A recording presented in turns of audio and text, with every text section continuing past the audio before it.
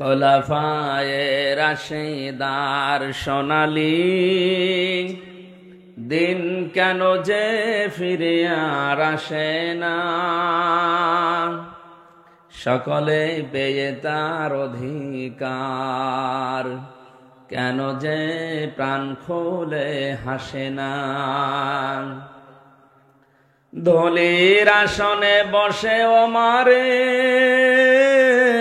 রাজ্য শাসন করেছে, খলিফা ওমারের শাসনে কোন জীব না খেয়ে মরেছে। সেই ওমারের মতো কেউ ধরাতে কেন যে ফিরে আর আসে না। খোলাফায়ে রাশিদার সোনালী দিন কেন যে ফিরে আর আসে না, সকলেই পেয়ে তার অধিকার, কেন যে মন খুলে হাসে না। প্রাণ প্রিয় চট্টগ্রামবাসী, দল মত নির্বিশেষে কোরআনের এই অনুষ্ঠানে এসেছি আমরা ইবাদত মনে করি, নাকি অন্য উদ্দেশ্য আছে? অন্য উদ্দেশ্য নেই, আমাদের ইবাদত এটা।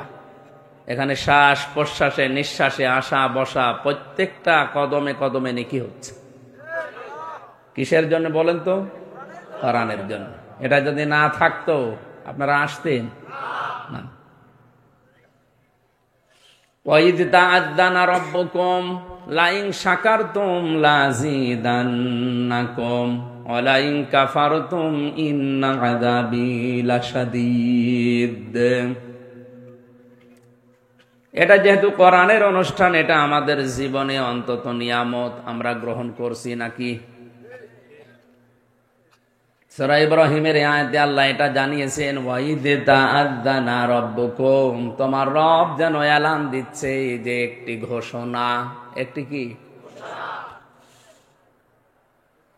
চেয়ারম্যান সাহেবের পক্ষ থেকে পেয়াদা দিয়ে মাইক হাতে নিয়ে বলা হয় যে একটি এলান শোনেন এলাকার মানুষেরা, একটি ঘোষণা।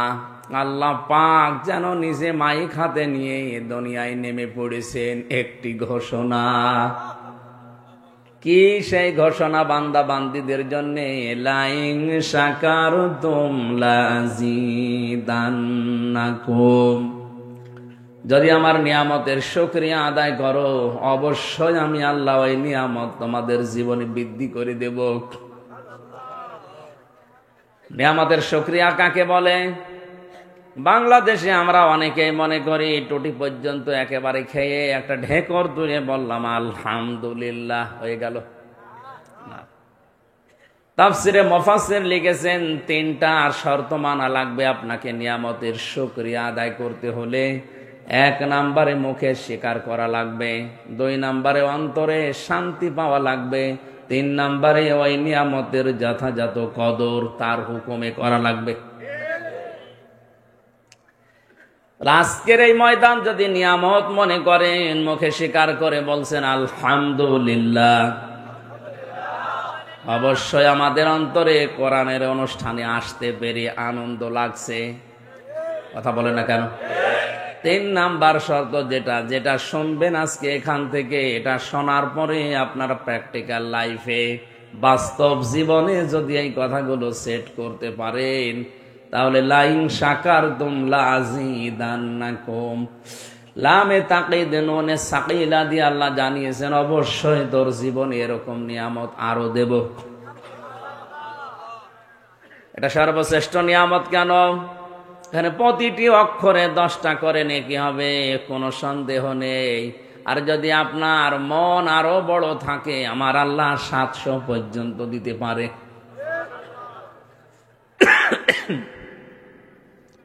অলাইন কাফারতুম, যদি কেউ কুফরি করে, এটার দাম না দেয়, মর্যাদা দিতে না চায়, সম্মান না দেয়, ইন্না আযাবি লাশাদীদ, নিয়ামত আল্লাহ নিজে ছিনিয়ে তো নেবে, আরো আযাবের ভেতরে আপনাকে ফেলে দেবে। এই আযাব বিভিন্ন ধরনের হতে পারে।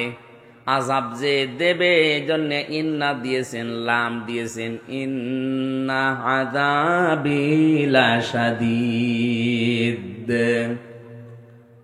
আল্লাহ আমাদেরকে যেন আযাবের ভেতরে ফেলে না দেন। এই নিয়ামতের যথাযথ কদর সম্মান করার মাধ্যমে আমরা আগামী জীবনে গিয়ে যেতে চাই, বলেন আমিন।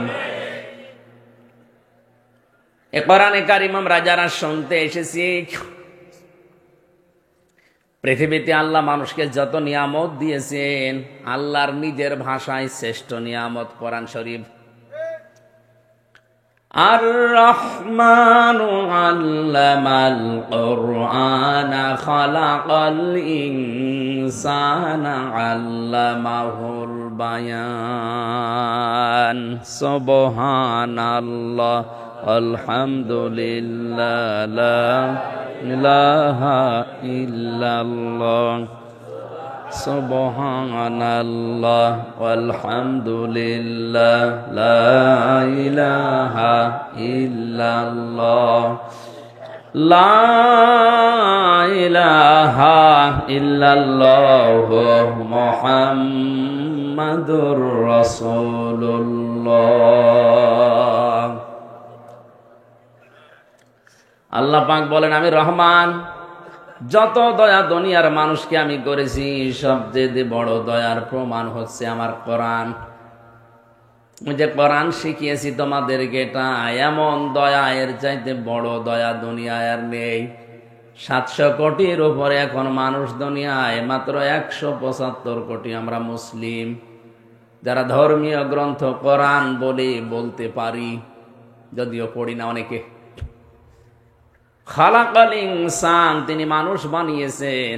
আল্লামাহুল বায়ান, তিনি কথা বলা শিখিয়েছেন আমাদের। তাহলে নিয়ামত হিসাবে সর্বপ্রথম যার নাম, তার নাম কোরআন। তার নাম কি? আল্লাহ তাআলা বলেন, এই নিয়ামতের কাছে যারা আসবে, এই মানুষগুলোকে নিয়ামত ওপেন করে দেবে। আলহামদুলিল্লাহিল্লাযী আনজালা আলা আবদিহিল কিতাবা ওয়া লাম ইয়াজআল লাহু ইওয়াজা। সূরা কাহফের প্রথম নাম্বার আয়াতে আল্লাহ বলেন, আমার প্রশংসা আদায় করো। কেন করবা জানো? আমি আল্লাহ নিজে তোমাদেরকে এমন একটা কিতাব দিয়েছি, যে কিতাবের ভেতরে কোনো বক্ষতা নেই, কোনো মারেফতের কথা নেই, কোনো গোপন কথা কোরআনে নেই। কোরআনে যা আছে সব ওপেন কথা। আজ বাংলাদেশ, ভারত আর পাকিস্তানে কত ভণ্ড ছড়িয়েছে যে কোরআনে কারীম এর ভেতরে মারেফতের কথা আছে 60 পারা, আর কোরআন ওপেন 90 পারা। বলেন নাউজুবিল্লাহ। আল্লাহ বলেন, এর ভেতরে কোনো মারেফতের কথা নেই, কারণ মারেফত শব্দটা এসেছে আরাফা থেকে। আরাফা ইয়ারিফু, উরফুন শব্দ থেকে এর মাজদার। এর বাংলা অর্থ হচ্ছে পরিচিত হওয়া। হযরতে আদম এবং হাওয়া যে ময়দানে পরিচিত হয়েছিলেন, ওই ময়দানের নাম কি? তা আপনি কিসের মারেফত বোঝাচ্ছেন? ওটা মারেফত না, ওটা মায়ের পথ। মানুষ মারার পথ বানিয়েছে। বলে দিনকাল ভালো না হুজুর, দোয়া করেন, গোপনে আসি। গোপনে আছে মানে দিনকালকে 1400 বছর আগে ভালো ছিল?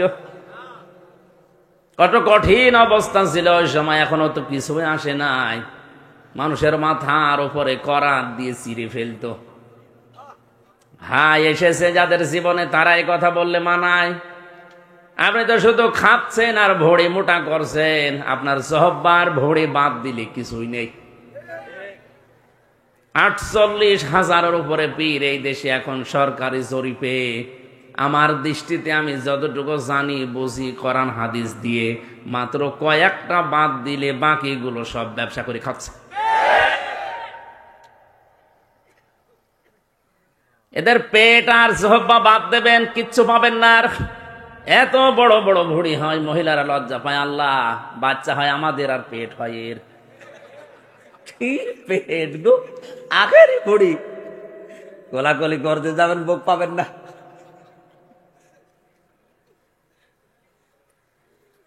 আমি হাসির জন্য বলি নাই, শিক্ষার জন্য বলছি। আল্লাহ বলেন আমার কোরআনে কোনো গোপন কথা নেই, এজন্য কোরআনের কাছে যারা এসেছে নাজিল হওয়ার পর থেকে তারা আর গোপনে থাকে নাই। হযরত ওমর যেদিন কোরআনের কাছে এসেছেন বলেছিলেন, হে নবী এটা সত্য না মিথ্যা বলেন। নবীজি যাই বললেন সত্য জিনিস আমি আর গোপনে প্রচার করতে চাই না, আপনি আমার অনুমতি দেন আমি একটু কাবার চত্বরে কোরআনের পক্ষে একটা মিছিল দিয়ে আসি। তিনি তাকবীর দিলেন, লিল্লাহে তাকবীর।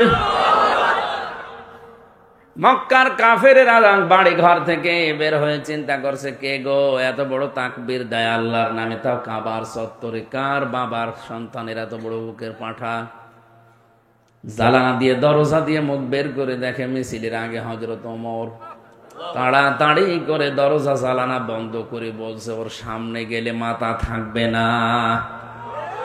আজ বাংলার 64 জেলা থেকে যদি এরকম ওমর তৈরি হয়, আল্লাহর কসম এদেশে ইসলাম বিরোধী কেউ কিছু করতে সাহস পাবে না।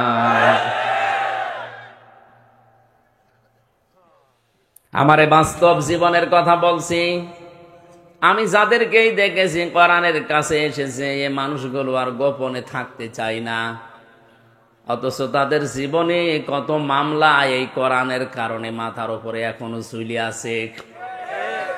আমার এই 3 বছরের অভিজ্ঞতায় সিরাজগঞ্জের কৃতি সন্তান এক মাওলানা ছিল, মাওলানা রফিকুল ইসলাম খান। এ লোকটা মুরব্বী হয়ে গেছে, এতগুলো মামলা মাথার উপরে, প্রত্যেক সপ্তাহে 4 দিন 5 দিন করে সেই কাশিমপুর থেকে ঢাকা প্রতিদিন এই যাওয়া আসা, তাও সাধারণ ভাবে না। একজন আলেম, একজন মাজলুম মানুষ, এরপরে একজন পরিচিত মানুষ। দেশে এদেশে যদি 50 জন মানুষ পরিচিত থাকে ইসলামী লাইনে, সে একজন।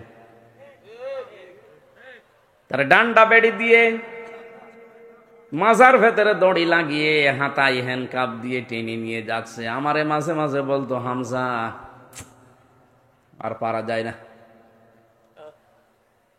কয়েকদিন আগে বের হয়েছে, তিনি কি গোপনে চলে গেছে? আরো ওপেন হয়েছে। সত্যি যারা কোরআন বুঝেছে, কোরআনের কাছে এসেছে, এই মানুষগুলোকে আপনি গোপনে রাখতে পারবেন না। এরা জানে যে কোরআনের কাছে আসলে কোরআন তারে ওপেন করে দেয়। সমসাময়িক 3 বছরে অনেক মানুষকেই দেখলাম, কই তারা তো সব গোপনে চলে গেছে, কারণ তারা কোরআন পড়েছে, কোরআনের কাছে এসেছে, কিন্তু কোরআন থেকে মধু নিতে পারে না। কোরআনের মধু নিতে হলে এই দেশে আমার যতটুকু ধারণা, 2টা তাফসির পড়লে আপনি বেশি পাবেন। তাফসিরে ফি জিলালিল কোরআন, তাফসিরে তাফহিমুল কোরআন। পড়ে শেষ করে দেখেন না কেন, খালি ওপরে দূর থেকে আন্দাজে ফতোয়াবাজি করেন, এর কাছে এসে দেখেন। লোকটার জীবনে এতগুলো মামলা মাথার উপরে, এত বছর জেল খেটে বের হচ্ছে, আপনি ভাবতেও পারবেন না এই বুড়ো মানুষটা, মুরব্বী মানুষটা এখনো যে শক্ত, ও মরে কবরে যাবে তারপরও বাঁকা হবে না। কেন হয় না? কোরআনে কারীম জানিয়েছে, ইন্নাল্লাযীনা ক্বালু রাব্বুনাল্লাহু সুম্মা ইসতাকামু। নিশ্চয় যারা এই কথা বলতে পারে আল্লাহ আমাদের রব এবং টিকে থাকে, শুধু রব বলেই ছেড়ে দেয় না। আর 96% মুসলমানের দেশে কত দাড়িওয়ালা, টুপিওয়ালা, জুব্বাওয়ালা আল্লাহকে রব বলেছে, কিন্তু টিকে থাকতে পারছে না। আমি নাম নাই নিলাম, কত বড় বড় এলেমের সাগর নামের আগে আল্লামা তো দাহার দেওয়া আছে, একটুখানি বাতাস পরিবর্তন হলে আর খুঁজে পাওয়া যায় না। ও কোরআন থেকে আল্লাহর কসম কিছু নিতে পারে নাই। আব্দুল্লাহ ইবনে মাসউদ রাদিয়াল্লাহু তাআলা আনহু যেদিন নবীজির মুখে আয়াতটা শুনলেন, আর রহমান আল্লামাল কোরআন, ডাক দিয়ে বলে, ইয়া রাসূলুল্লাহ আপনি আমাকে একটু অনুমতি দেন আমার জাতি গোষ্ঠীর কাছে যে এটা একটু তেলাওয়াত করে শোনাই। নবীজি বলেন, অবস্থায় এখন যা, তেলাওয়াত জোরে করার দরকার নেই। উনি বললেন, নবী আপনি আমাকে অনুমতি দেন না কেন? চলে গেলেন কাবার চত্বরে, মন খুলে পড়তে লাগলেন। তার যে মধুর কণ্ঠে কোরআনে কারীম তিনি পড়লেন কাবার চত্বরে দাঁড়িয়ে দাঁড়িয়ে, আর রহমান আল্লামাল কোরআন। ছুটে এসেছে কাফেরেরা। সর্বপ্রথম আবু জেহেল এসে কোরআনের আওয়াজ শোনার পরে তার এই ডান কানে দিয়েছে এক থাপ্পড়।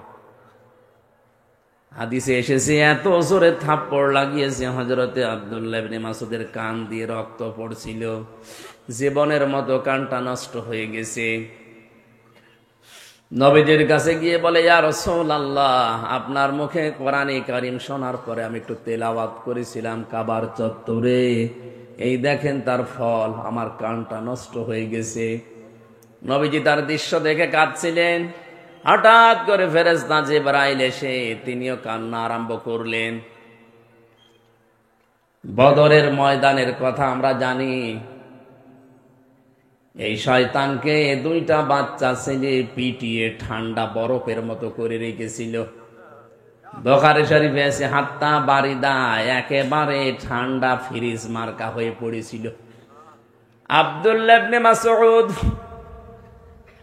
ময়দানে বদরে খোঁজ করছিলেন কারা কারা মারা গেছে দেখি। কাফেরদের লাইনে যে দেখে 14 জন কাফের মরে পড়ে আছে। লাশগুলো দেখি কার কার, উনি খোঁজ করছিলেন দেখি ওই বড় শয়তানটা আছে কিনা। যে দেখে হ্যাঁ পড়ে আছে, নড়াচড়া নেই। ডাক দিয়ে বলে, আংতা আবু জেহেল? আবু জেহেল বলে, হ্যাঁ, নড়াচড়া তো নেই। বুকের উপরে চেপে বসলেন। ডাক দিয়ে বলে, সময় দিলাম, এখনো সময় আছে, জীবনের শেষ সময়টা কালেমা পড়, তোরে আমি ছেড়ে দেব। আবু জেহেল ওই সময় আব্দুল্লাহ ইবনে মাসউদকে ডাক দিয়ে বলেছে, মুহাম্মদের পুত্র আব্দুল্লাহর ছেলে মুহাম্মদ তোদেরকে জাদু করেছে, আমার এখনো করতে পারিনি।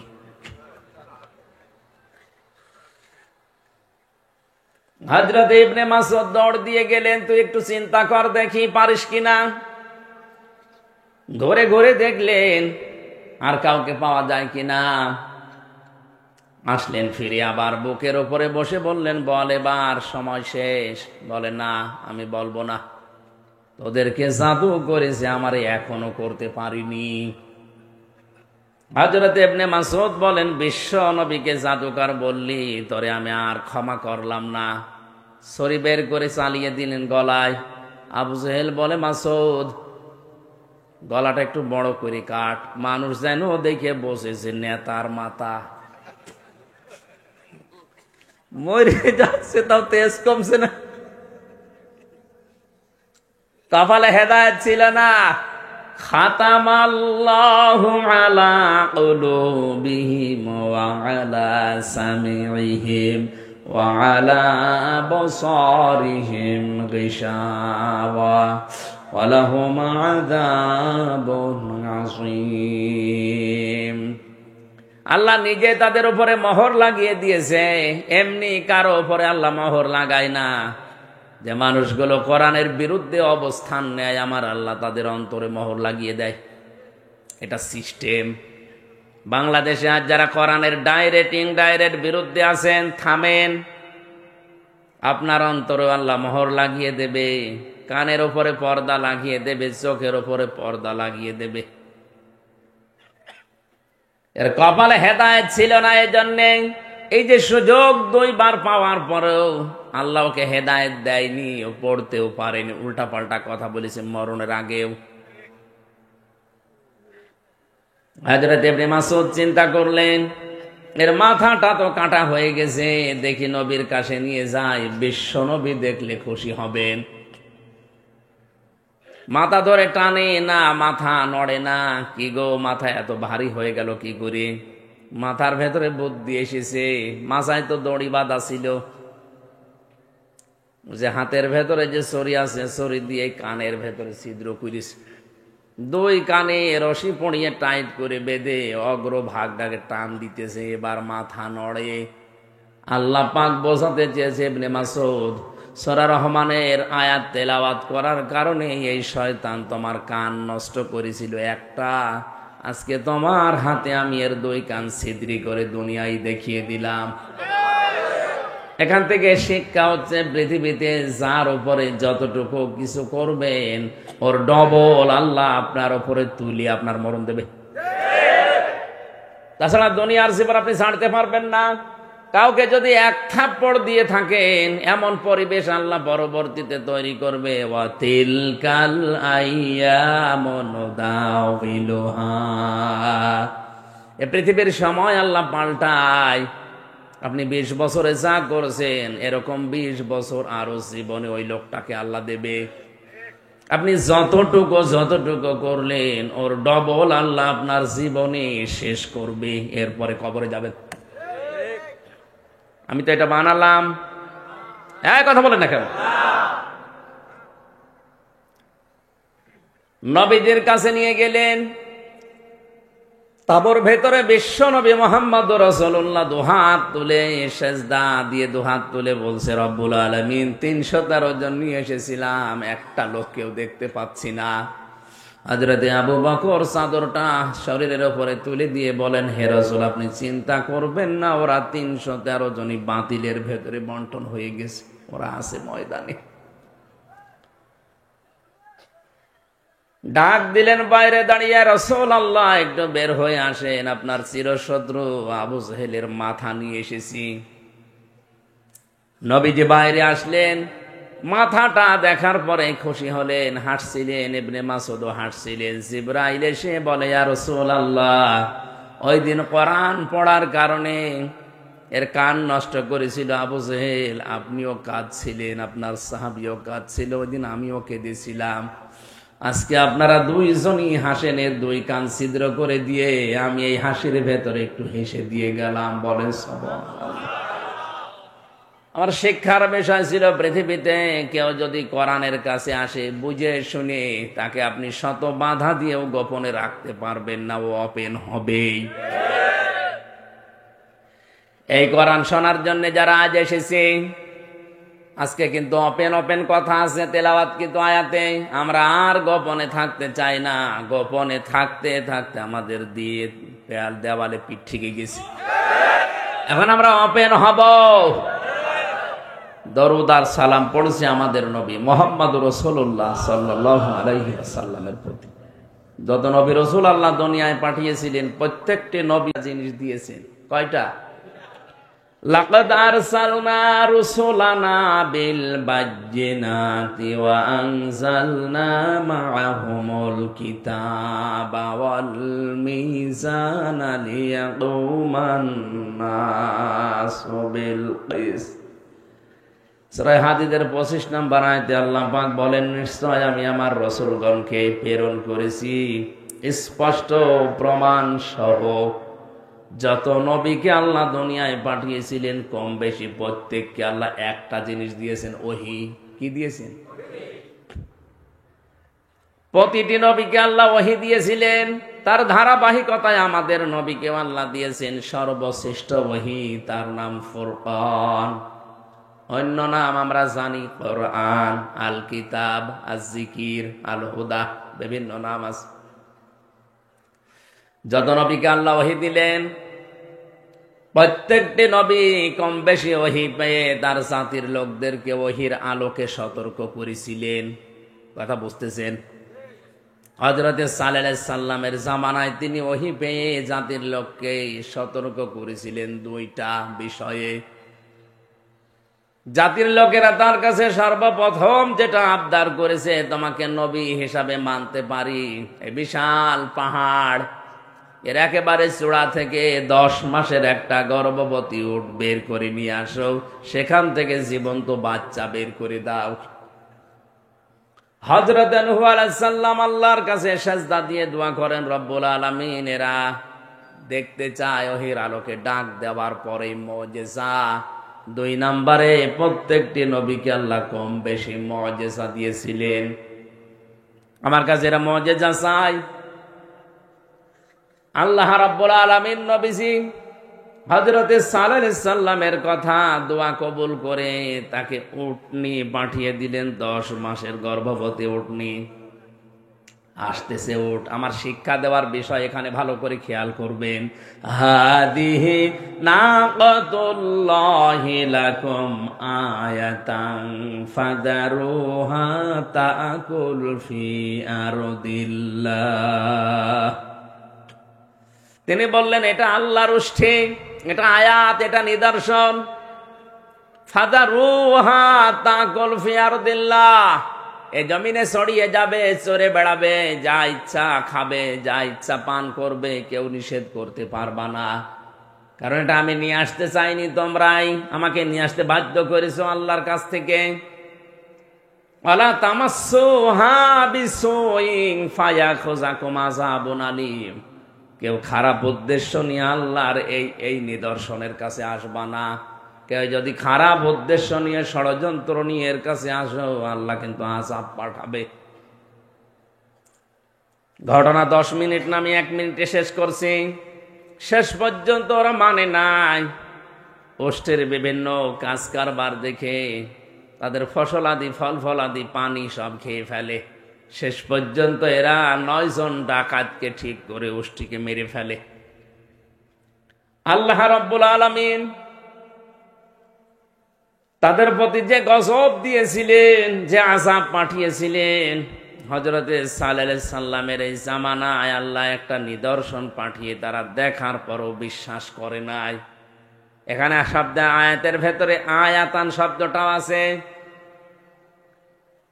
হযরতে সালেহ আলাইহিস সালামের জামানার উষ্ঠের চাইতে মুহাম্মদুর রাসূলুল্লাহর সর্বশ্রেষ্ঠ মুজিজা যেটা কোরআন, এটা আরো উত্তম। এটা পৃথিবীর শ্রেষ্ঠ মুজিজা বলা হয় এটাকে। দুনিয়ার যত নবীকে আল্লাহ মুজিজা দিলেন, তাদের মুজিজা তাদের জীবদ্দশা পর্যন্ত ছিল। জীবন শেষ, মুজিজার কার্যকারিতা শেষ হয়ে গেছে। কিন্তু আমাদের নবী মুহাম্মদুর রাসূলুল্লাহর এই মুজিজা জীবন শেষ হওয়ার পরও এখনো শেষ হয়নি। যতদিন কিয়ামত না হবে এই মুজিজা থাকবে। কথা বলেন ঠিক কিনা? ওষ্ঠের বিষয়ে কথা বলছিলাম কেন? আল্লাহ পাক বলেন ফাজারুহা, তাকে ছেড়ে দাও, তাকুল ফি আরদিল্লাহ, সে জমিনে খেয়ে বেড়াবে, তাকে নিষেধ করতে পারবা না। ওটা তো 1500 না, হাজার হাজার বছর আগের কথা। বর্তমানে এখন আমাদের কাছে আল্লাহর যে আয়াত আছে তার নাম কোরআন। কোরআনে কার আয়াত? বলেন বলেন। এটা যদি মুজিজা মনে করেন, এ কোরআন আল্লাহর এই জমিনে যেখানে ইচ্ছা যাবে, যা ইচ্ছা বলবে। কথা বলেন। এটা যেখানে ইচ্ছা যাবে, যেখানে যা করা দরকার কোরআনের, সেখানেই কোরআন তাই করবে, কেউ বাধা দিতে পারবেন না। যদি খারাপ ইচ্ছা নিয়ে, উদ্দেশ্য নিয়ে এর কাছে কেউ আসেন, আল্লাহ কিন্তু ছাড়বে না। ফায়াখুযাকুম আযাবুন আলীম, ওদেরকে যেমন গ্রাস করেছিল আমাদেরকেও করবে। সুতরাং আল্লাহর এই মুজিজা নবীর মাধ্যমে আমরা যেটা পেয়েছি, আমাদের দায়িত্ব 96 ভাগে মুসলমানের দেশে এটা ওপেন করে দেওয়া। যেখানে ইচ্ছা যাবে, যা ইচ্ছা বলবে, যা ইচ্ছা করবে। কারণ এই পৃথিবী বানিয়েছেন আল্লাহ, লাহুল খালকু ওয়াল আমরু, বানিয়েছি আমি, এটাকে আইনও চলবে আমি আল্লাহর। যেন আল্লাহর নিদর্শন, নবীজির এই শ্রেষ্ঠ মুজিজা, একে যদি মর্যাদা মূল্য দিতে চায়, শুধু পড়ে সোমা খেয়ে মাথার উপরে রেখে দিলেই হবে না। এটা নিয়ে যাওয়া লাগবে, 500 আইন আছে, এর 500 আইন নিয়ে যাওয়া লাগবে আমাদের একেবারে উপরে। কথা বলে না কেন? আমি এখানে ছোট্ট কথা বলছি। এ দুনিয়ায় যত নবী এসেছিল, প্রতিটি নবীর ভেতরে হয়তো মাসলা মাসাইল কিছু শরীয়তে কম বেশি ছিল, কিন্তু আদম থেকে মুহাম্মদুর রাসূলুল্লাহ পর্যন্ত একটা বিষয় সবাই একমত ছিল, আন আকিমুদ্দিন, দিন কায়েম করা লাগবে। ওয়ালা তাতাফাররাকু ফি, এখানে কোনো মতপার্থক্য, দলাদলি, এখানে কোনো ফতোয়াবাজি চলবে না। সুতরাং এ দেশে যারা পীর সাহেব আছেন, আপনি করেন দরবার, হাজার হাজার মুরিদ তৈরি করেন, কোনো অসুবিধা নেই, কিন্তু আপনার জীবনের টার্গেট থাকা লাগবে কি করে ইসলাম এদেশে কায়েম করা লাগে। যদি এই কর্মসূচি নিয়ে আপনি না তৈরি হন, না গিয়ে আসেন, বুঝতে হবে ও দরবার ভণ্ডের দরবার। তাবলীগ যারা করছেন করেন, এক চিল্লা, দুই চিল্লা, তিন চিল্লা না, জীবন চিল্লায় চলে যান, অসুবিধা নেই, কিন্তু আপনার জীবনের টার্গেট থাকা লাগবে দেশের দিন কি করে কায়েম হয়। দিনের জন্যই সব নবীকে আল্লাহ পাঠিয়েছিলেন। জামাত ইসলাম যারা করছেন, আপনার জীবনের টার্গেট থাকা লাগবে কি করে এই দেশে আল্লাহর দিন কায়েম হয়। এটা যদি না করে কেউ অন্য লাইনে হাঁটে, বুঝতে হবে ওটা ভণ্ড। সূরা শূরার 13 নম্বর আয়াত তার দলিল, শারআ লাকুম মিনাদ-দীনি মা ওয়াসসা বিহি নূহা ওয়াল্লাযী আওহাইনা ইলাইকা ইলা আখিরি আয়াত। এখানে 4 জন বড় বড় নবীর নাম আছে। হযরত নূহ আলাইহিস সালাম, মুসা আলাইহিস সালাম, ইব্রাহিম আলাইহিস সালাম, ঈসা আলাইহিস সালাম। হে নবী, আপনাকেও আমি বললাম আনাকিমুদ্দিন, আপনি দিন কায়েম করেন। এ বিষয়ে কোনো মতপার্থক্য, কোনো ফতোয়াবাজি বলেন বলেন।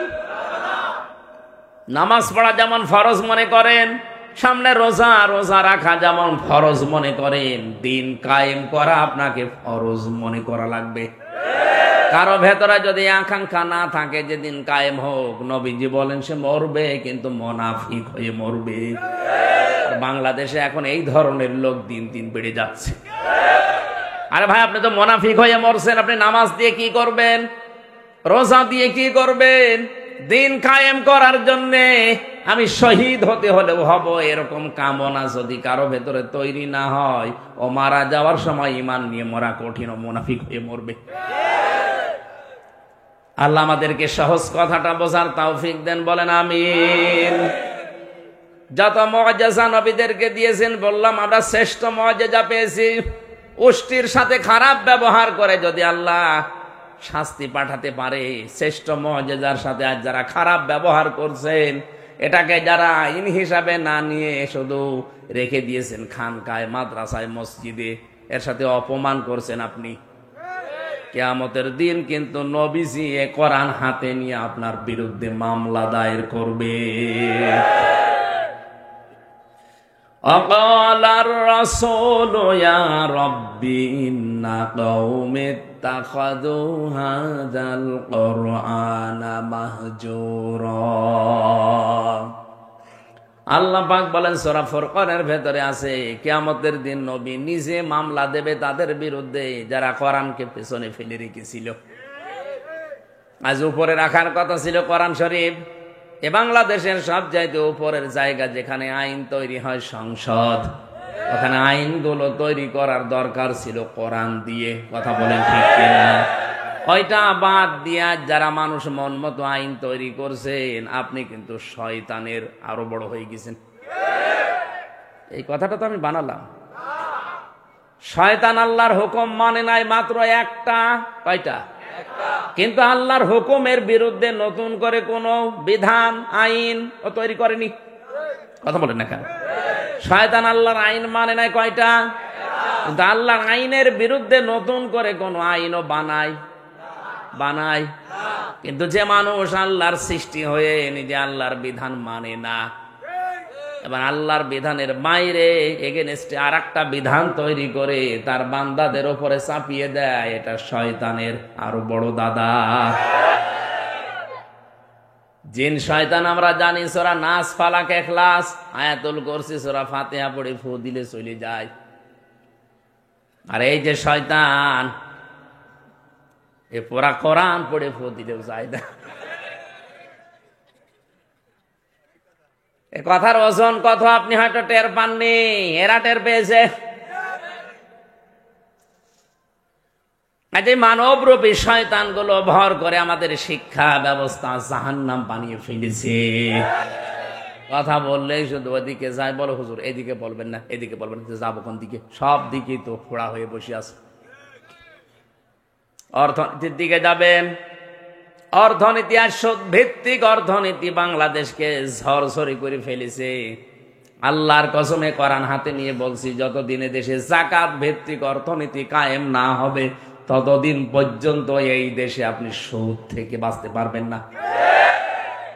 ইসলামী ব্যাংক যেটা আছে চেষ্টা চালিয়ে যাচ্ছে 100% সুদ মুক্ত হতে হলে এই দেশে রাষ্ট্রীয় ব্যবস্থায় ইসলাম কায়েম করা লাগবে। যাকাত ভিত্তিক অর্থনীতি যতদিন কায়েম না হবে ততদিন যদি এদেশে ফেরেশতা এসে বাস করে তারেও ডাইরেক্ট ইনডাইরেক্ট সুদ খাওয়া লাগবে। আপনি কি মনে করছেন যে মাথার এই টুপিটা এর ভেতরে সুদ, এই যে গায়ে যে জামাটা কোটিটা এর ভেতরেও সুদ আছে? যাকাত ভিত্তিক অর্থনীতি কায়েম না হলে দেশে ফেরেশতা বাস করলেও সে বাঁচতে পারবে না। ইসলামী ব্যাংকিং ব্যবস্থায় চেষ্টা করে যাচ্ছে। কারা কারা মনে করছেন যে রূপালী, সোনালী, চৈতালি এগুলোর মতো ইসলামী না? আরে ভাই, এদেশে ব্যাংকিং ব্যবস্থা চালু করতে হলে বাংলাদেশ ব্যাংকের সাথে কত টাকা পয়সা দিয়ে ম্যানেজ করা লাগে। বাংলাদেশ ব্যাংক আবার বিশ্ব ব্যাংকের সাথে লাইন আছে, যে একটার সাথে আর একটা রিলেটেড। আপনি কিভাবে চালাবেন যদি রাষ্ট্রে ইসলাম কায়েম না হয়? তারপরও এরা যতগুলো নিয়ম নীতি মেনে চলে অন্যান্য ব্যাংকের তুলনায় 100%, আমি হালাল বলবো না, কিন্তু 100%-এর 99% আছে। বাকিটুকু ওদের আয়ত্তে নেই। যতদিন ইসলাম 100% কায়েম না হবে ততদিন ওদের আয়ত্তে আসবে না, মুখ দিয়ে বললেও হবে না। সুতরাং সোনালী, রূপালী, চৈতালি আর যা ব্যাংক আছে ওগুলোর চাইতে আপনি নির্দ্বিধায় ইসলামী ব্যাংকে লেনদেন কারবার করতে পারেন, কোনো অসুবিধা নেই। যদি মনে করেন গোনা হোক, যারা দায়িত্বে আছে বড় বড় আলেমেরা, এই যে ওবায়দুল্লাহ হামজা সাহেব আছে, মাওলানা জাফরি সাহেব আছে, আরো বড় বড় আলেম যারা আছে, গোনা যদি হয় আল্লাহ তাদের দেবে। আপনি নির্দ্বিধায় শরীয়তের যে স্পেশাল কাজকর্ম এই দেশে ইসলামকে এগিয়ে নেওয়ার জন্য কোটি কোটি টাকা এরা বন্যার সময় বিভিন্ন যখন দুর্যোগ হয় এরা বিলোপন করে। অন্য ব্যাংক তো 5 টাকা আমরা দিতে দেখি না। সব চাইতে বড় ভালো লাগে এদের কাজ কারবারে, নামাজের সময় হলে যত গুরুত্বপূর্ণ থাকা আগে নামাজ পড়ি নেয়। আরে ভাই, আল্লাহর ফরজ এই বিধানটা যারা মানে তাদের দিকে তাকিয়ে হলেও তো আপনার কিছু করা দরকার। আপনি দেখবেন জোহরের নামাজ আর আসরের নামাজ ওরা ব্যাংকের ভেতরে এই জামাতবদ্ধ হয়ে একজনের ইমামতিতে পড়ছে। আপনি রূপালী ব্যাংকে, সোনালী ব্যাংকে, অগ্রণী ব্যাংকে, চৈতালি ব্যাংকে যাই বলেন যে নামাজ পাবেন, এই কথা বলেন না কেন? অথচ নামাজের সময় মুসলমানের জন্য কাজ করা হারাম। কাজ করা কি হারাম থেকে অন্তত বেশি ওরা তো সেবা দিয়ে যাচ্ছে। 100% পারছে না, আমি আবার বলছি না পারবে না, 99% তো পারছে। তারপরও আপনার চিন্তা নেই, যারা দায়িত্বে আছে গোনা যদি হয় আল্লাহকে বলবেন ওবায়দুল্লাহ হামজাকে দেন, মাওলানা জাফরিকে দেন। আমার কথা বলার বিষয় ছিল আল্লাহ রাব্বুল আলামিন যে মুআজিজা পাঠিয়েছেন সর্বশ্রেষ্ঠ, এটা যেখানে ইচ্ছা যাওয়া দরকার, যেখানে ইচ্ছা খাওয়া দরকার। কিন্তু আজ যেখানে যেখানে যেতে পারে না নির্ধারিত করে করে দিয়েছি আমরা। মানুষ মরে গেলে যান, অসুবিধা নেই, এরা পাঠিয়ে দিচ্ছে হুজুর দিয়ে। আরে ভাই, মানুষ মরে গেলে এরে পাঠাবেন, এটা দিয়ে কোন লাভ হবে? ও তো মরে গেছে, ওর তো জীবিত অবস্থায় শোনানোর দরকার ছিল।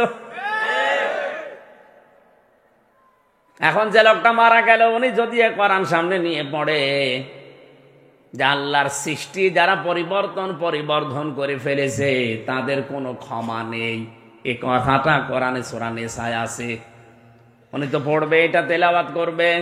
আল্লাহর সৃষ্টি যারা রদবদল করে ফেলে, আল্লাহর সৃষ্টি যারা হাত দেয়, এরা আল্লাহর দৃষ্টিতে সবচাইতে বড় ঘৃণিত। আপনি যে শরীফার নামে আল্লাহর সৃষ্টিকে উল্টাপাল্টা করতে চাচ্ছেন, ট্রান্সজেন্ডার নাম দিয়েছে। কিসের ট্রান্সজেন্ডার? হিজরা, এটা শারীরিক সমস্যা, আল্লাহ বানিয়েছে ওইভাবে। কিন্তু সমকামিতা যারা করতে চায়, পুরুষে পুরুষে বিয়ে, নারীতে নারীতে বিয়ে, সকালবেলা শরীফ থেকে বিকালে শরীফা হয়ে যে কাজ করতে চাচ্ছে, এটা মানসিক সমস্যা। এটার একমাত্র ঔষধ পিটানি ছাড়া কিছু নেই। কোথায় নিয়ে যাচ্ছেন জাতিকে আপনি টের পাচ্ছেন না। সকালে একটা লোক বলছে আমি শরীফ, বিকালে বলছে না আমার যেন শরীফা মনে হচ্ছে। শরীফা মনে হলেই যদি হয়তো তাও তো হতো না। শরীফা মনে করে আপনি তো এবার একটা ধান্দা করবেন যে আমি যেহেতু শরীফা, আমার মহিলা হোস্টেলে সিট দেন। কথা বলেন না কেন? মহিলা হোস্টেলে সিট নিয়ে, যেখানে আপনার মেয়ে আছে, আপনার বোন আছে, আপনার ফুফু আছে, ও বেটা যতই দাবি করুক যে আমি শরীফা, মাল কি? কথা বলেন না কেন? ওখানে যে ও ঠিক থাকবে? এক লোক প্রশ্ন করছে, হুজুর যুবক যুবতী এক বেডে ঘুমানো জায়েজ আছে? হ্যাঁ জায়েজ আছে, কিন্তু ওরা তো ঘুমাবে না। ওরা ঘুমাবে? আপনি শরীফ থেকে শরীফা হয়ে ঘুমাবেন? আপনি তো ধান্দা খুলে বসে আছেন। চরিত্রের কত বিকৃতি ঘটলে মানুষ এইটা সাবজেক্ট আকারে তুলে দিতে পারে বলেন? আরে ভাই, মরব তো আমি একা না, আপনিও তো মরছেন। আপনার মেয়ে ওই হোস্টেলে থাকে, আপনার বোন থাকে, আপনার ফুফু থাকে। ও বেটা সকালে শরীফ ছিল, বিকালে নাম শরীফ পাল্টিয়ে গেছে। ঠিক থাকবে আপনার মেয়ে? হ্যাঁ, কথা বলেন না কেন? আপনার মেয়ে কয়েকদিন পরে যার সন্তান পেটে নিয়ে বাড়ি আসবে, তখন টের পাবেন। আপনারা বলে কোনো লাভ নেই, কারণ আপনি তো ওই চরিত্রেরই। কি এবারও বলছে ঠিক, আসলেও তো ঠিক, ও তো চরিত্র আছে। চলচ্চিত্রে যারা কাজ করে, টাকা যে পোস্টার গুলো লাগায়, এমন ভাবে জড়িয়ে ধরেছে জীবন যায় যায় অবস্থা। আমার মনে হয় এই যে ভাই জহির ভাই, ওনার ছোট্ট মেয়েকে নিয়ে যদি এই বাঁশখালী বাজারে যায়, আর যে পোস্টার লাগানো, যদি মেয়েটা জিজ্ঞাসা করে আব্বা এটা কি, মরে যাওয়া ছাড়াও পাইনি। চলচ্চিত্রে যারা আছে, আমার মনে হয় এরা এদের পরিবারস্থ লোকদের কাছে কি বলে বিবেচিত হয়, এরা কি মানুষ না জানোয়ার ছাড়িয়ে গেছে?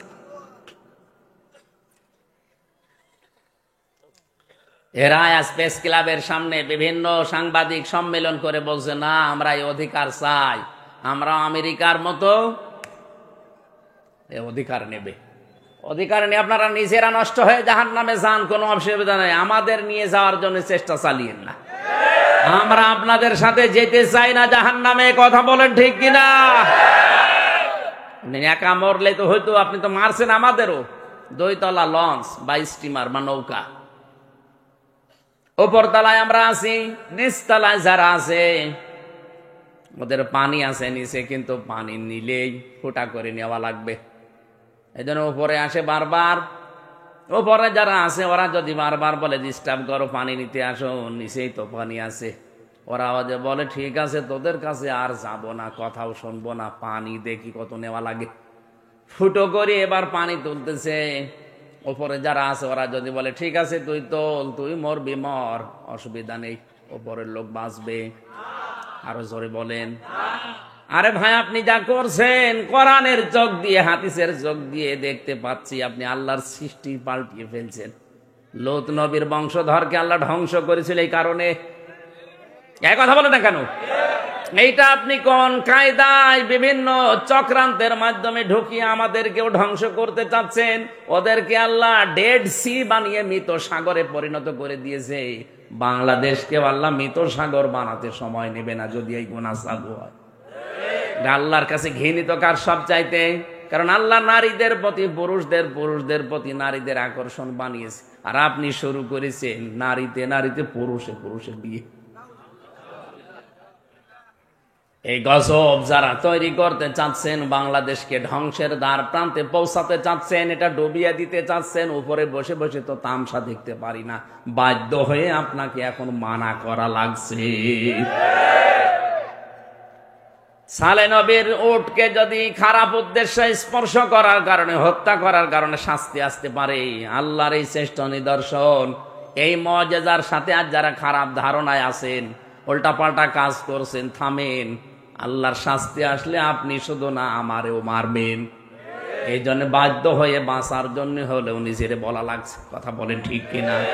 এটা আপনার মতো চরিত্রহীন, আপনার মতো জানোয়ারের নাম মুখে আনাও তো আমার ঘৃণা লাগে। আপনি তো মানুষের ভেতরেই নেই। আল্লাহর সৃষ্টি যারা পাল্টাতে চায়, নবীকে পর্যন্ত গালি দিয়েছে, ভূতের বাচ্চা সোলাইমান বলে বই লিখেছে। কত বড় স্পর্ধা এই লোকের! ও একা লিখতে পারে না, ওর পেছনে রাঘব বয়েলরা আছে, আমরা জানি। পেছনে কলকাঠি নাড়াচ্ছে অনেকে। এদেশের মুসলমানেরা এখনো শান্ত আছে, অশান্ত করবেন না।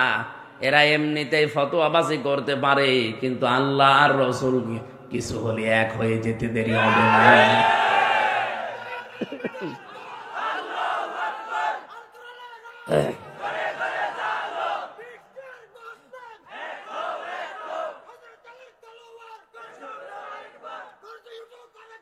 আমার ভাইরা, তৃতীয় নম্বরে আল্লাহর নবীদেরকে আল্লাহ বাজ্যেনাত দিয়েছিলেন।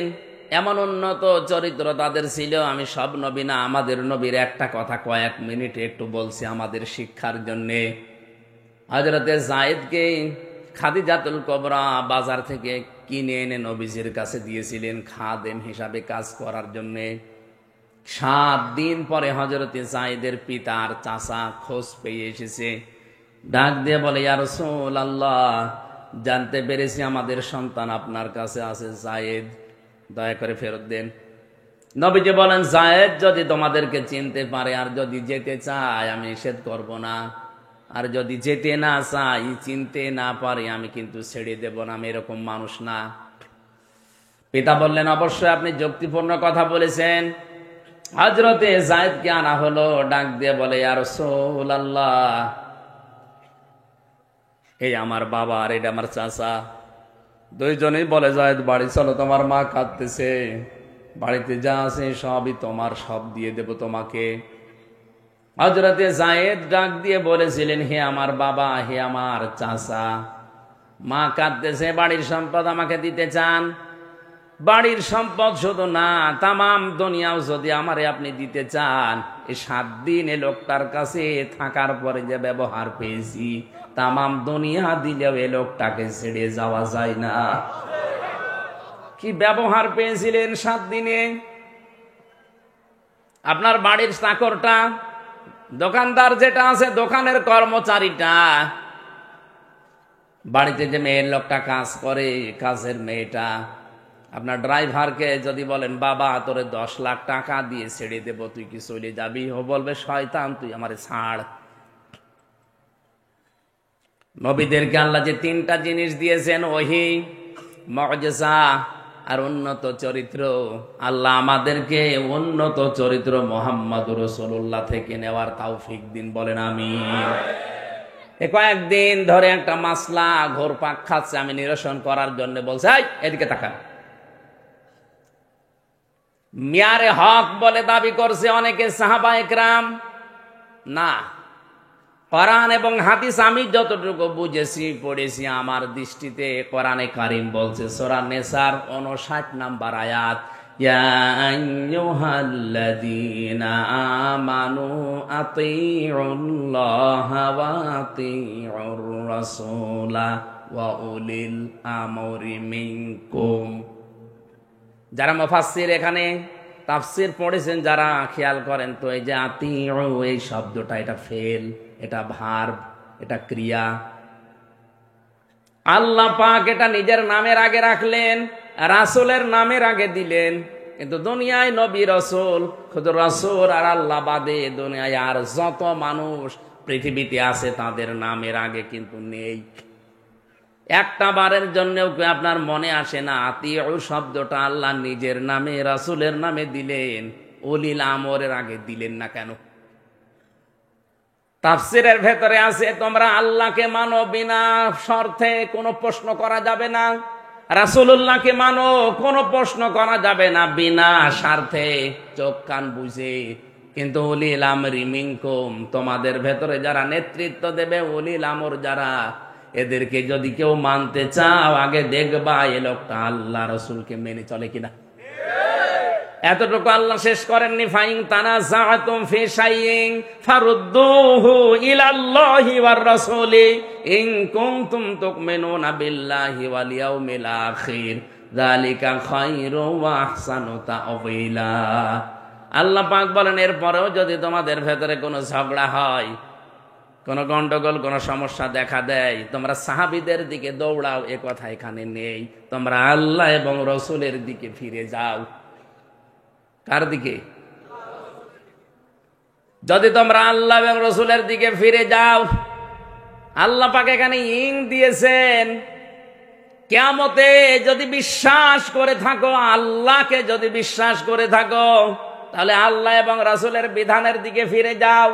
এই আয়াত দিয়ে যত মুফাসসির আছে সবাই দলিল দিয়েছে উসওয়াতুন হাসানা, সত্যের মাপকাঠি একমাত্র মুহাম্মদুর রাসূলুল্লাহ।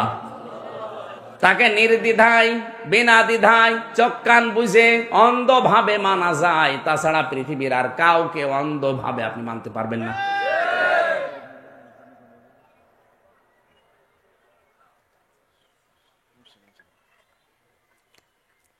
বিশ্বনবী বিদায় হজের ভাষণের দিন তার সামনে 1,14,000 সাহাবী ছিল, পাশে আবু বকর, ওমর, উসমান, আলী রিদওয়ানুল্লাহি তাআলা আলাইহিম আজমাইন ছিল না?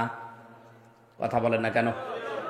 তিনি কি বলতে পারতেন না যে আবু বকরকে রেখে গেলাম, এই যে ওমরকে রেখে গেলাম, আমার বিদায়ের পরে এদেরকে মেনে নিলে তোমরা জান্নাত পেয়ে যাবা? কই, তা তো বলেননি। তিনি বলেছিলেন কোরআন আর সুন্নাহ রাখলাম। আপনার মাথায় কি গোবর ভরা? একটু বোঝেন না, চিন্তা ভাবনা করে কথাগুলো শুধু উল্টা পাল্টা দোষ দিয়ে যান। সত্যের মাপকাঠি এই পৃথিবীতে নবী মুহাম্মদুর রাসূলুল্লাহ, এই কারণে, কারণ তার আগে পেছনের সব অপরাধ আল্লাহ মাফ করে দিয়েছে। তার জীবনে কোনো ভুল নেই। নবীরা মাসুম ছিলেন, বেগুনাহ ছিলেন, নিষ্পাপ ছিলেন। পৃথিবীর অন্য কোনো মানুষের ব্যাপারে আল্লাহ এই সিদ্ধান্ত নেয়নি। হযরত ওমর মাঝে মাঝে বলতেন, হুযায়ফা, নবীজি যে মুনাফিকের লিস্ট দিয়েছে মদিনাতে, ওই লিস্টটা একটু দেখি আমার নামটা আছে কিনা। হুযায়ফা বলতেন, কি বলেন আপনি, আপনার নাম থাকবে? আপনি তো জান্নাতের সার্টিফিকেট পেয়েছেন। হযরত ওমর বলে, হুযায়ফা, আমি নবীর মুখে শুনেছি নবী রাসূল ছাড়া কারো ঈমান নিরাপদ না। কে কখন বেঈমান হয়ে যায় বলা যায় না। তা আপনার কি এসব হাদিস সিলেবাসে নেই?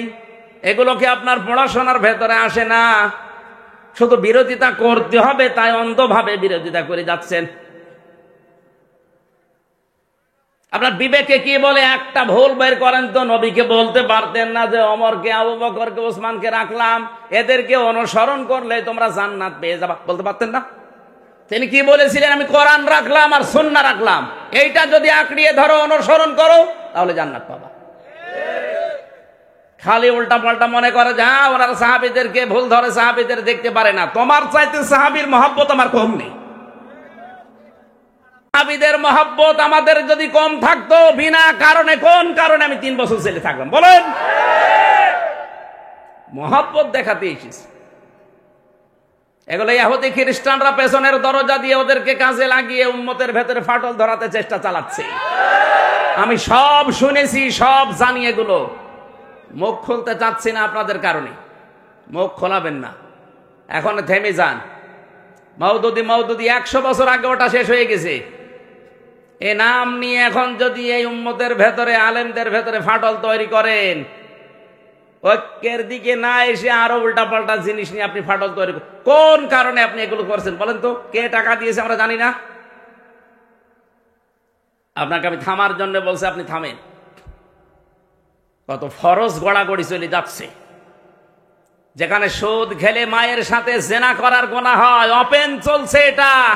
এটা কি করে বন্ধ করা লাগবে? যাকাত ভিত্তিক অর্থনীতি কায়েম করা লাগবে। এর পক্ষে তোমার কোনো কিছুই নেই। ফতোয়াবাজি আরম্ভ করেছে।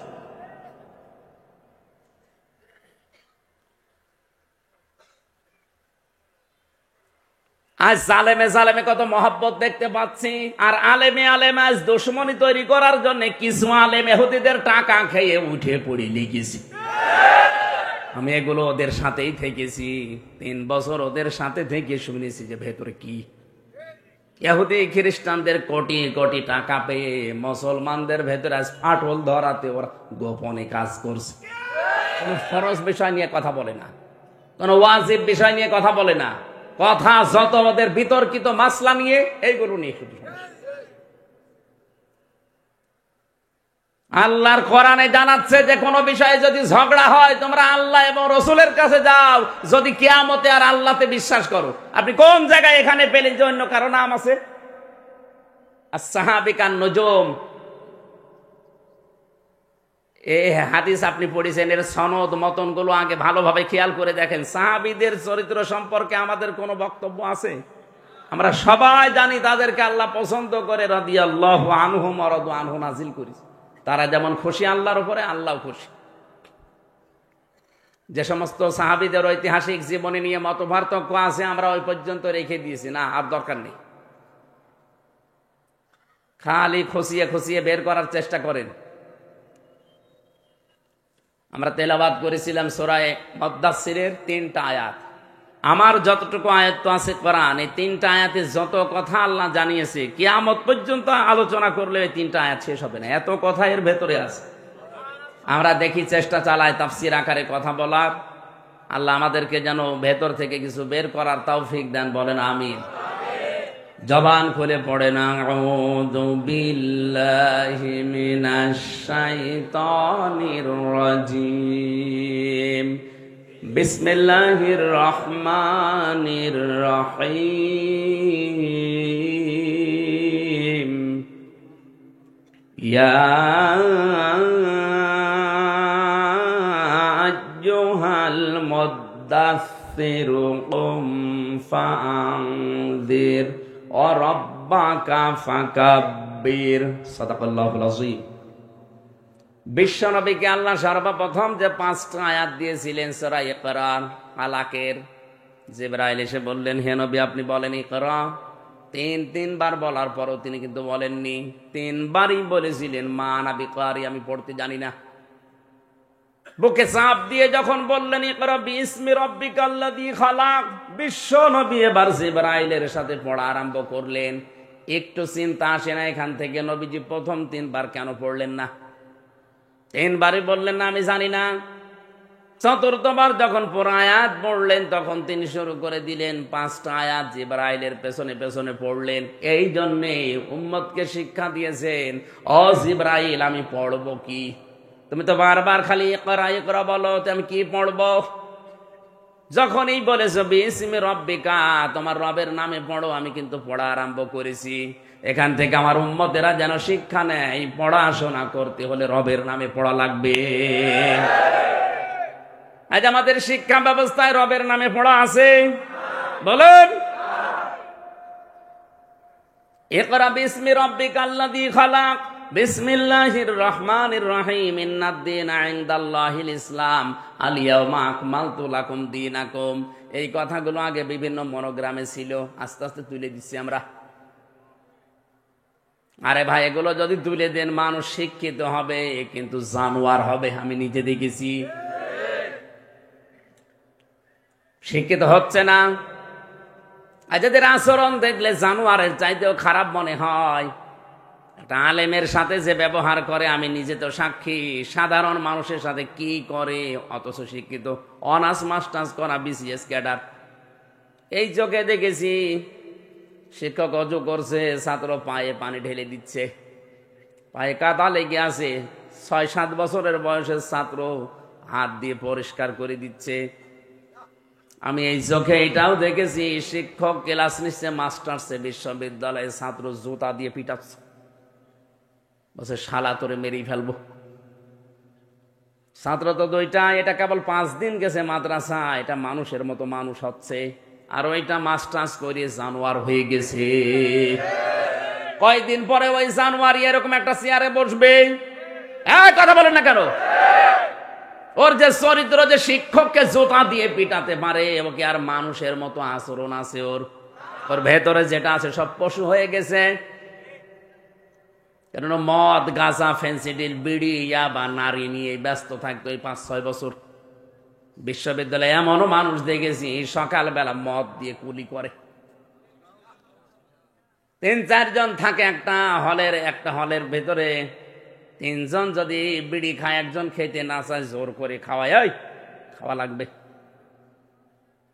এই জন্য কুষ্টিয়ার ভার্সিটিতে লালন শাহ হলে কিছুদিন ছিলাম, দেখলাম না থাকার মতো পরিবেশ নেই। 4 জন যদি এক রুমে থাকি, 3 জন যদি উল্টাপাল্টা জিনিস খায়, আমি কতক্ষণ ঠিক থাকবো? এই জন্য বাবা আমারে কুষ্টিয়ায় ম্যাচে রেখে কষ্ট করে হলেও পড়িয়েছিল। বাস্তবতা কিন্তু এইটাই চলছে। শিক্ষা ব্যবস্থায় আজ কোরআন নেই, আল্লাহর নাম নেই, এই জন্য মানুষ হওয়ার পরিবর্তে অধিকাংশ গুলো জানোয়ার হয়ে যাচ্ছে। যেন আমাদের এই মাহফিল থেকে আহ্বান থাকবে, যারা শিক্ষা ব্যবস্থায় আছেন 1 থেকে মাস্টার্স পর্যন্ত, স্কুল হোক, কলেজ হোক, বিশ্ববিদ্যালয়, মাদ্রাসা যাই হোক, সিলেবাসে আমরা 1 থেকে 100 নাম্বার চাই। এই কথা বলেন, এ দাবির পক্ষে নেই? এটা পর্যন্ত মনে হয় প্রধানমন্ত্রী পর্যন্ত নাও যেতে পারে, কিন্তু এটা আরশ পর্যন্ত চলে গেছে। কথা বলেন না কেন?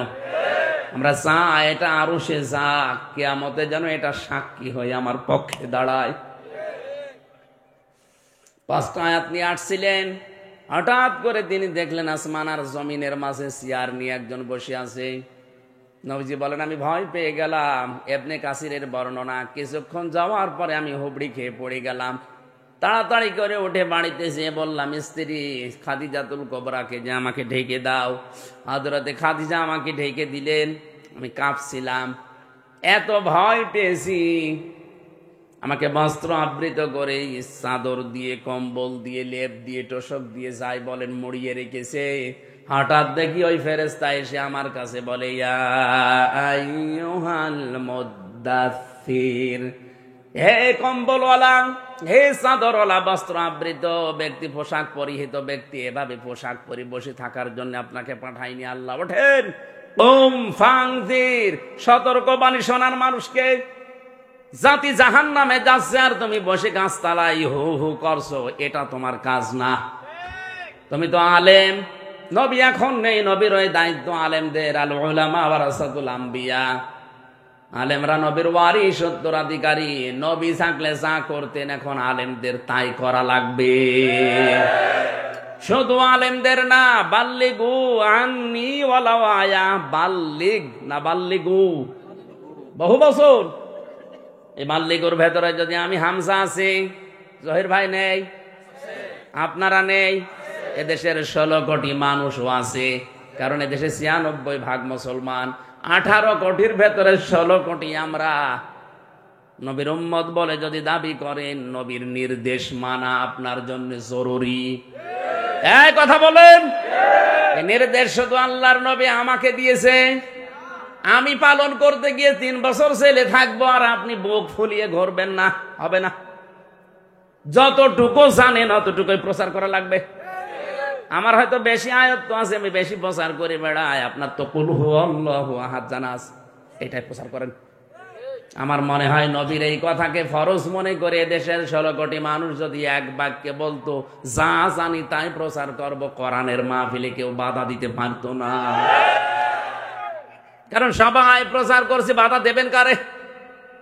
যে বাধা দেয় তারও তো এটা দায়িত্ব ছিল, যে ওসি বাধা দেবে, যে এসপি বাধা দেবে, যে ডিসি বাধা দেবে, যে এমপি বাধা দেবে, যে উপজেলা চেয়ারম্যান, সেও তো মুসলমান, সেও নবীর উম্মত দাবি করছে। তারও এই দায়িত্ব ছিল যে সেও যতটুকু জানে সে প্রচার করবে। নবীকে আল্লাহ বলেন, দাঁড়ান, বসে থাকার জন্য আপনাকে আমি পাঠাইনি, শুয়ে থাকবেন কম্বল মুড়ো দিয়ে না। ওঠেন, সতর্ক বাণী প্রচার করেন জাতির ভেতরে।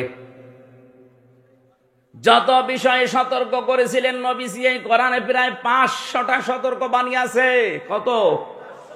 এখন একটা একটা করে সতর্ক বাণীগুলো যদি 500টা বলতে যাই, ব্যাখ্যা দিয়ে সারা রাত চলে যাবে। এই জন্য বলছিলাম এত কথা আছে।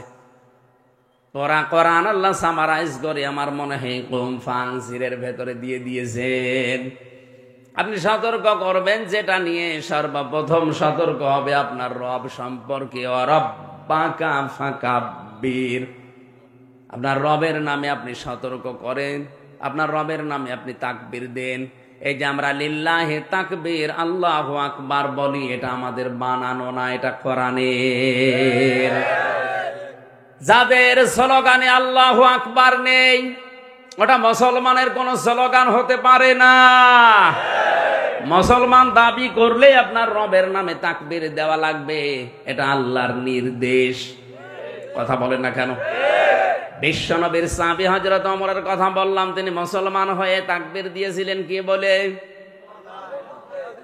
লিল্লাহি তাকবীর।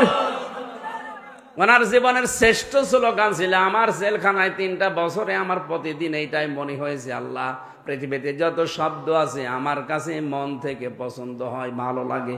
আল্লাহু আকবার।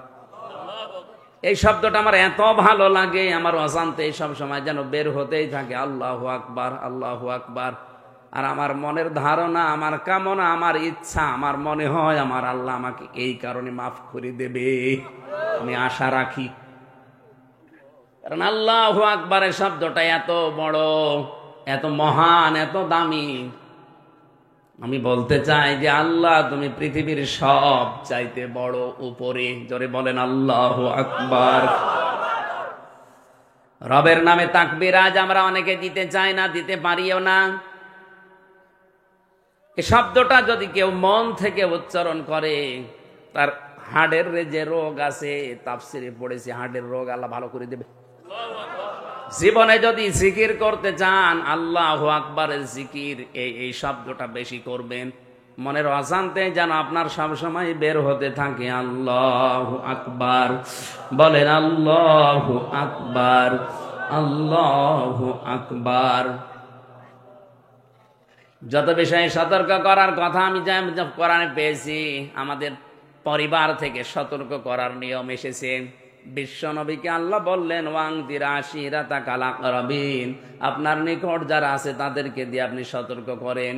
নবীজি আরম্ভ করলেন তার স্ত্রী হযরতে খাদিজাকে দিয়ে, তার নিজের আপন চাচাতো ভাই হযরতে আলীকে দিয়ে, তার নিজের 20 বছরের পুরাতন বন্ধু আবু বকরকে দিয়ে, নিজের বাড়ির কাছের লোক হযরতে যায়েদকে দিয়ে, এই যে শুরু করলেন পরিচিত লোকদেরকে দিয়ে।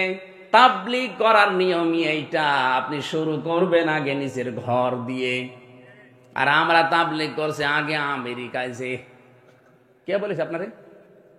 আপনি নিজে ঠিক হবেন। ও আনফুসাকুম ওয়া আহলিকুম নার, নিজে আগে বাঁচেন, আহাল পরিবারকে বাঁচান, এরপরে আস্তে আস্তে দূরে যাবেন। আপনি একবারে যদি এই কুষ্টিয়া বাদ দিয়ে চলে যান সে বরিশালে, আমি আপনাকে ছোট করার জন্য বলছি না, এটা নিয়ম, তাবলীগ করার নিয়ম নবীকে আল্লাহ শিখিয়েছেন। সূরা শুআরার ভেতরে আছে 122 নম্বর আয়াত, ওয়াংদির আশিরাতাকাল আকরাবিন। আজ আপনার ছেলে জাহান্নামে যাচ্ছে, আপনার মেয়ে জাহান্নামে যাচ্ছে, আপনার বউ জাহান্নামে যাচ্ছে, এমন এমন পোশাক আশাক কিনে দিয়েছেন যেটা শয়তান দেখলেও লজ্জা পায়। কথা বলেন না কেন? অনেকে আবার নিজের স্ত্রী একটু সুন্দর দিশায় পায় না, করবে কি, আরো সুন্দর করে সাজিয়ে মানুষকে দেখায় যে জিনিস আমার আছে। তোর জিনিস আছে, আমি করবো কি? কুষ্টিয়ার এই যে মজমপুর গেটে ছোটবেলায় বলতে যখন বিশ্ববিদ্যালয়ে ছিলাম, দেখি একজন মোটর সাইকেলে করে সুন্দর করে বউ সাজিয়ে নিয়ে যাচ্ছে। সালাম দিয়ে বললাম, ভাই কে? তোর ভাবি। কি পরিয়েছে নাকি, শাড়ি না মশারি? মানে একবার তাকানোর পর আর তাকানো যাচ্ছে না, এমন জায়গা দেখা যাচ্ছে। আমার কানের কাছে মুখ নিয়ে বলছে, হামজা করবো কি, সারা জীবন তো আমি দেখলাম, আমি আর কত দেখবো, এলাকার মানুষের হক নেই, হক আদায় করে বেড়াচ্ছে। এরকম হক আদায় করা মানুষের চট্টগ্রামে নেই। আরে ভাই, আপনার নিজের মোবাইল দামি, নিজের ঘড়ি দামি, জামা দামি, টি শার্ট দামি, টুপি দামি, আর যত রকমের কম দামি হয়ে গেছে আপনার মেয়ে আর বউ। এইটাকে আপনি ওপেন ভাবে খুলে খুলে দেখান মানুষকে, মানুষের চোখের নজর জানেন। অনেকে বলে, হুজুর আমি ভালো নজরে তাকাই। ওরে শয়তান, ওর নজর কত হলো টাটকা নির্ভেজাল শয়তান। মা বোন যারা এসেছেন, সম্মানিতা মা বোনেরা, নিজেদেরকে আপনি সম্মান মর্যাদা যদি বাড়াতে যান দুনিয়া আখেরাতে, হেজাবের ভেতরে, পর্দার ভেতরে আসেন। এটা আপনার রক্ষা কবচ। মনে করবেন 2 জন পাহারাদার আপনার সাথে আছে, যদি আপনার বোরকার ভেতরে শরীর থাকে। রুখসত একটা, আজিমাত একটা। রুখসত এটা মুখমণ্ডল, হাতের কবজি আর পায়ের পাতা খোলা রাখা যায় আছে, কিন্তু এখন যে বর্তমান যুগ চলছে এই জামানায় এখন আর খুলে রাখাও সম্ভব না। আপনি আজিমাত যে পর্দা, একেবারে শুধু চোখ 2টা বাদ দিয়ে পুরা শরীর ঢেকে রাখবেন। আল্লাহ আমাদেরকে বাস্তবে কোরআনের আয়াতগুলো আমল করার তৌফিক দিন। 12টা বাজে, আর কথা বলা ঠিক হবে না। আমারও শরীর এবং কণ্ঠ, আর কালকে 3টা অনুষ্ঠান আছে। এই জন্য আমি শেষ করে দিচ্ছি। আল্লাহুম্মা আমিন। রব্বানা যালামনা আনফুসানা ওয়া ইল্লাম তাগফির লানা ওয়া তারহামনা লানাকুনান্না মিনাল খাসিরিন। রব্বুল আলামিন চট্টগ্রাম জেলার বাঁশখালী থানার পূর্ব পৈছড়ি কাছারি পাহাড় ময়দানে রহমতের মাঠের দিকে তাকাও। হাজার হাজার বান্দা বান্দি আমরা কোরআনে কারিম সামনে নিয়ে তাহাজ্জুদের এই সময়ে হাত তুলেছি।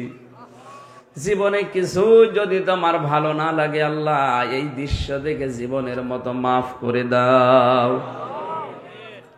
রাত 12টা পার হয়ে গেল। তাম দুনিয়ার দিকে তাকাও, রাত যত গভীর হয় দুনিয়ার মানুষের দরজাগুলো তত বন্ধ হয়ে যায়।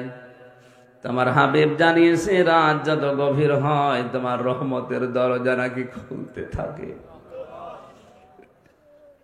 গনার দিকে তাকালে হয়তো তোমার ইচ্ছে করবে না ক্ষমা করতে। জেনে না জেনে, বুঝে না বুঝে যত অপরাধ করেছি সব এখন আমরা স্মরণ করছি। কোরআনের ইজ্জতে নিজ গুণে এগুলো মাফ করে দাও। সারাটা জীবন অপরাধ করে জীবনটা নষ্ট করে ফেলেছি আল্লাহ। হাত উঠায় কথা বলবো ভয় করে, লজ্জা করে। কিয়ামতে না জানি আবার অপমানিত হয়ে যায় কিনা। আল্লাহ আমাদের অপমান করো না, কুদরতের চাদর দিয়ে ঢেকে আল্লাহ তুমি নিজ গুণে ক্ষমা করে দিও। যত গুনাহ করিয়াছি গোপনে মাফ করে দাও আল্লাহ তুমি নিজ গুণে। আল্লাহ তাআলা মাহফিলের সভাপতি, প্রধান অতিথি, বিশেষ অতিথি যারা এসেছে তাকিয়ে দেখো অনেক মুরব্বী মানুষ দাঁড়িয়ে পাকা হাত তুলে কাঁদতেছে। তোমার হাবিব জানিয়েছে দাড়ি যাদের পাকা তাদের দেখলে লাগে তোমার লজ্জা হয়। এদের দাড়ির দিকে চোখের পানের দিকে তাকিয়ে আবু বকরের সাথে কবুল করি নাও। আমার জহিরুল ইসলাম ভাই সহ যত মর্দে মুজাহিদ এখানে হাত তুলে আমিন আমিন করছে। মাহফিলের বাস্তবায়নে যারা আছে সবাইকে তুমি ওমরের মতো বানাও। সম্মানিতা মা বোনদেরকে তুমি আসিয়ার মতো, খাদিজার মতো বানিয়ে দাও। আমার কণ্ঠটা তুমি আগের অবস্থায় ফিরিয়ে দাও। মুক্ত জীবনে যখন ফিরিয়েই দিয়েছ আমার শরীরটা তুমি শেফায়ে কামেলা জেলা নসিব করো। কোরআনের কথাগুলো সহজ সরল ভাষায় যেন বলতে পারি সেই তৌফিক, সেই এলেম আমাকে ভিক্ষা দাও। আল্লাহ তাআলা আলহাজ মুজিবুর রহমান মাননীয় এমপি, তার যে দায়িত্ব সেটা সঠিকভাবে পালন করার সুযোগ দাও। তার শরীরকে সুস্থ রাখো, তার মা বাবাকে মাফ করো, তার ব্যবসা বাণিজ্যে বরকত দাও। এলাকায় মাটির নিচে যত মানুষ ঘুমিয়ে আছে সবাইকে নিজ গুণে কবরে ক্ষমা করে দাও। আগামীতে এই অনুষ্ঠানটা কোরআনের প্রসারে প্রসারে আরো বিশাল আকারে মঞ্জুর করো। মনের ভেতরে যার যা কামনা বাসনা আছে আমাদের জায়েজ আশাগুলো পূর্ণ করে দাও। আল্লাহুম্মা ইন্নী আসআলুকা শাহাদাতান ফি সাবিলিক। কখন মরণ চলে আসে জানি না। আল্লাহ তাআলা মরণ আসলেই যেন আমাদের মুখে জারি হয়ে যায় লা ইলাহা ইল্লাল্লাহু মুহাম্মাদুর রাসূলুল্লাহ।